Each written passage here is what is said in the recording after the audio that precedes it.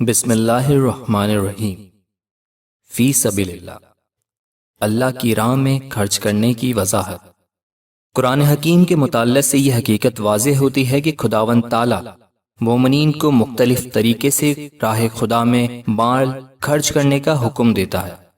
اور اس کی اہمیت کا اندازہ اس حقیقت سے ہوتا ہے کہ انفاق فی سبیل اللہ کو بھی جہاد کا درجہ دیا گیا ہے۔ جیسا کہ ارشاد ہے، اللہ تعالیٰ کی راہ میں اپنے مالوں اور اپنی جانوں سے جہاد کرو۔ فی سبیل اللہ کے متعلق کلام الہی میں جتنی آیات نازل ہوئی ہیں، ان کی کثیر تعداد کو دیکھتے ہوئے اس کی اہمیت کا اندازہ لگانا مشکل نہیں۔ اگر ان مالی قربانیوں کو ایک طرف خداوند تعالیٰ کی جانب سے مومنین کے لیے آزمائش قرار دیا گیا ہے، تو دوسری طرف ان کو مومنین کے لیے ذریعہ برکت قرار دیا گیا ہے۔ انہی کے ذریعے مومنین رسول صلی اللہ علیہ وسلم اور امام علیہ السلام کی دعاؤں کا مستحق قرار پاتے ہیں۔ انہی میں ان کی گناہوں کی معافی ہے، اور انہی کے ذریعے وہ پاک صاف ہو کر خدا کی قربت حاصل کرتے ہیں۔ چنانچہ قرض حسنہ دینے کے متعلق خداوند تعالیٰ کا ارشاد ہے کہ اور صلاۃ قائم کرو اور زکوٰۃ ادا کرو اور خدا کو قرض حسنہ دو۔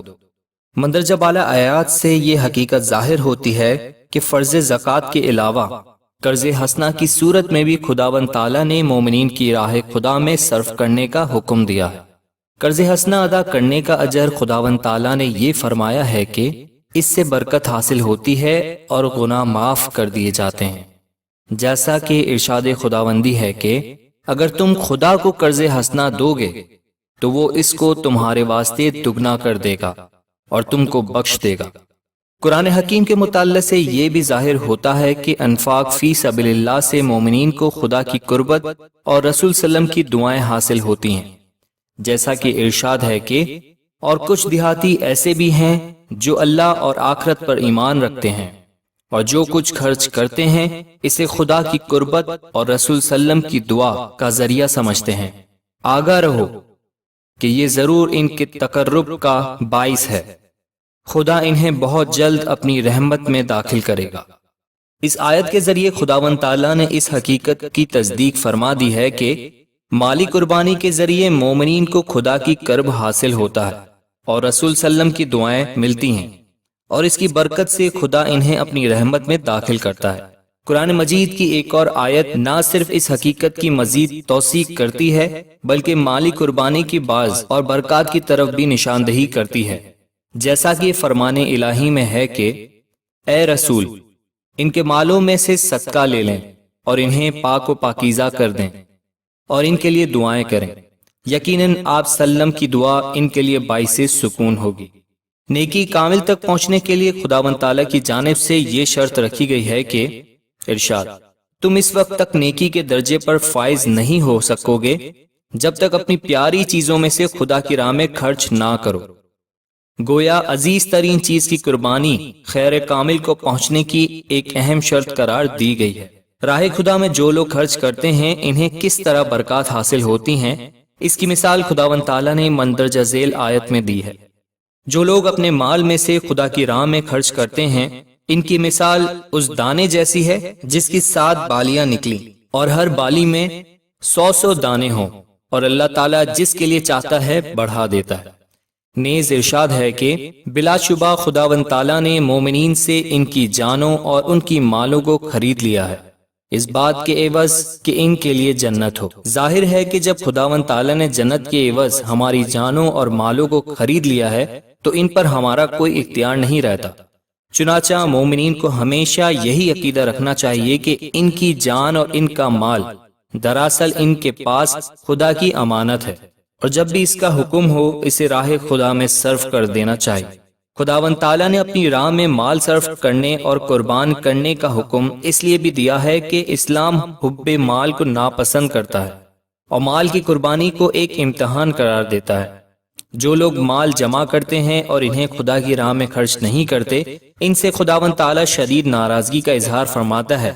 جیسا کہ ایک مقام پر ارشاد ہے کہ اور وہ لوگ جو سونا چاندی جمع کرتے رہتے ہیں اور اسے اللہ کی راہ میں خرچ نہیں کرتے، اسے دردناک عذاب کی خوشخبری سنا دو، جس دن کے اس مال کو جہنم کی آگ میں بھی تپایا جائے گا، پھر اس سے ان کی پیشانیاں اور ان کے پہلو اور ان کی پیٹھیں داغی جائیں گی، اور ان سے کہا جائے گا یہی ہے وہ جو تم اپنے لیے جمع کرتے تھے، پس تم اس کا مزہ چکھو جو کچھ تم جمع کیا کرتے تھے۔ چنانچہ حب مال کی مذمت اور انفاق فی سبیل اللہ کی ترغیب میں قرآن حکیم میں جس کثرت سے آیات نازل ہوئی ہیں، اس مختصر سے مقالے میں ان سب کا بیان ناممکن ہے۔ مختصر یہ کہ خداوند تعالیٰ نے مختلف طریقوں سے مومنین اور اس کی بات کی ترغیب دی ہے کہ وہ اپنے مال میں سے جس قدر ہو سکے خدا کی راہ میں خرچ کریں، لیکن اس سلسلے میں اس بنیادی حقیقت کو بخوبی ذہن نشین کر لینا چاہیے کہ قرآن حکیم میں انفاق کے ساتھ فی سبیل اللہ کا ذکر ضرور آیا ہے، یعنی خدا کی راہ میں خرچ، اور خدا کی راہ کا دوسرا نام صراط مستقیم ہے، جس کا ذکر قرآن مجید میں بکثرت ہوا ہے، اور مومنین کو یہ تعلیم دی گئی ہے کہ وہ ہمیشہ صراط مستقیم پر رہنے کی دعا طلب کرتے رہیں تاکہ وہ راہ راست سے کبھی بھٹک نہ جائیں۔ اور جب مومنین خداوند تعالیٰ سے یہ دعا طلب کرتے ہیں کہ اہدنا الصراط المستقیم، یعنی اے اللہ تو ہمیں سیدھے راستے کی رہنمائی کرتا رہ، تو ان کے لیے خداوند تعالیٰ کا یہ جواب ہے کہ تم رسول صلی اللہ علیہ وسلم کی پیروی کرو، کیونکہ خداوند تعالیٰ کی طرف سے وہ تمہیں سیدھے راستے کی طرف رہنمائی کرنے کے لیے تمہارے درمیان موجود ہے، جیسا کہ فرمایا کہ اور یقیناً اے رسول صلی اللہ علیہ وسلم تو صراط مستقیم کی طرف ہدایت کرتا ہے۔ اس کا مطلب یہ ہوا کہ صراط مستقیم کسے کہتے ہیں اور اس پر کس طرح چلا جا سکتا ہے، اس کی رہنمائی رسول صلی اللہ علیہ وسلم کریں گے۔ پس جس طرح رسول صلی اللہ علیہ وسلم تمہیں مال خرچ کرنے کا حکم دیں، اسی طرح خرچ کرو کہ یہی صراط مستقیم ہے۔ چنانچہ جس طرح دور نبوی میں حضرت صلی اللہ علیہ وسلم نے صراط مستقیم کی طرف رہنمائی کی، اسی طرح آپ صلی اللہ علیہ وسلم کے بعد آپ صلی اللہ علیہ وسلم کے جانشین یعنی حضرت علی علیہ السلام اور ان کی اولاد اطہار میں سے ہونے والے ائمہ علیہ السلام صراط مستقیم کی طرف رہنمائی فرماتے ہیں، اور ان کی ہدایت کے مطابق مال خرچ کرنا ہی صحیح معنوں میں انفاق فی سبیل اللہ ہے۔ آج مولانا حاضر امام جس طرح اپنے متعدد اداروں کے ذریعے تعلیم، صحت، معیشت، ثقافت اور انسانی زندگی کے دیگر شعبوں میں بنین و انسان کی خدمت میں مصروف ہیں اور بے پناہ وسائل بروئے کار لا رہے ہیں، وہ موجودہ دور میں انفاق فی سبیل اللہ کی بہترین مثال اور پر حکمت رہنمائی ہے۔ ہمارے پیروں نے بھی اپنے گنانوں میں جا بجا خدا کی راہ میں مال قربان کرنے کی ترغیب دی ہے، جیسا کہ ارشاد ہے کہ ای جی سامی مارو اے وہ چھے جے کینو نہ راکھے بھار، ایک وار سامی نے آلیے تو سامی آلے 100 وار، پیر صدر دین کنان سامی نے ساچو کری۔ میرا مولا ایسا ہے جو کسی کا بوجھ نہیں رکھتا، تم مولا کو ایک دفعہ دو گے تو وہ مولا تمہیں 100 دفعہ دے گا۔ پیر حسن کبیر دین اپنے گنان میں فرماتے ہیں،